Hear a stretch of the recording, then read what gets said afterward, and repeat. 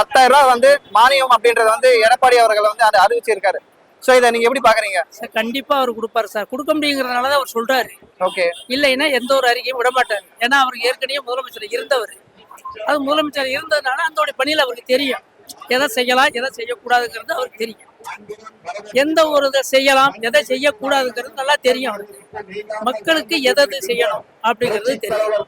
அதனால அவர் தெளிவா அதை செய்யக்கூடிய வார்த்தைங்க தான் சொல்றாரு. கண்டிப்பா இதுல வந்து எந்த ஒரு மாற்றமும் இல்லை. ஏன்னா பொதுவானது அவர் சொல்லக்கூடிய வார்த்தைங்க. அதனால கண்டிப்பா செய்வார். வீட்டுக்கு ஒரு ஃப்ரிட்ஜ் திட்டம், ஃப்ரிட்ஜ் அப்படின்றத வந்து எடப்பாடி அவர்கள் வந்து அறிவிச்சிருக்காரு. சோ இதை வந்து இந்த திட்டத்தை நீங்க எப்படி பாக்குறீங்க? கண்டிப்பா. ஏன்னாட்டா அவர் வீட்டுக்கு ஒரு ஃப்ரிட்ஜ் ஒன்று கொடுக்குறோம்னு சொல்லியிருக்காரு மகளிருக்கு. கண்டிப்பா அதோட கண்டிப்பா கொடுக்கறதுக்குரிய தகுதி தெரியும் அவருக்கு. அதனால அவர் கொடுக்கணுங்கிற எண்ணத்துல அதை பண்றாரு. அதே சமயத்துல அவர் ஏற்கனவே தாலிக்கு தங்கமும் கொடுத்தவர். மானியம் கொடுத்துருக்காரு. 2 வீலருக்கு மானியம் கொடுத்துருக்காரு. 25,000 கொடுத்துருக்காரு. அதுவும் இப்ப கொண்டு வரேன்னு சொல்லியிருக்காரு. அதனால கண்டிப்பா அவரால் செய்ய முடியுங்கிற காரணத்தினாலதான் அதெல்லாம் சொல்றாரு.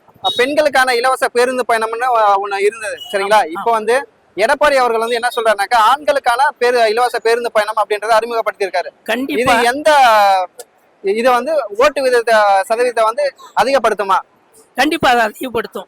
ஏன்னாட்டா வயசானவங்க ஆண்கள் இருக்காங்க.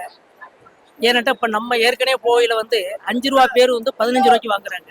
இப்ப எப்படின்னா லேடிஸ்க்கு அந்த 5 ரூபா கொடுத்தா 10 ரூபா. ஏற்கனவே போறது வந்து நம்மகிட்ட இருந்து எக்ஸ்ட்ரா தான் 5 ரூபாய் வசூல் பண்ணிக்கிட்டு இருக்காங்க திமுக ஆட்சியில.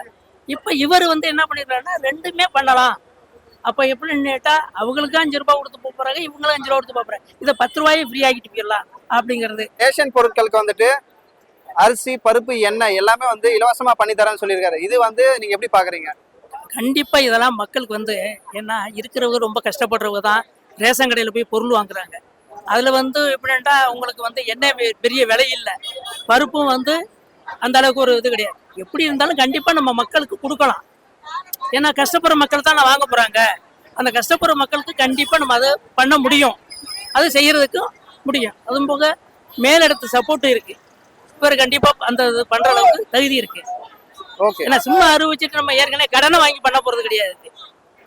நம்மகிட்ட ஏற்கனவே வரிசையை ஏத்தணும் அப்படின்னா கடனை வாங்கணும். இப்ப அந்த தூரம் கிடையாது. மக்களுக்கு பண்ணக்கூடிய அளவுக்கு அவர் பண்ணுவார்.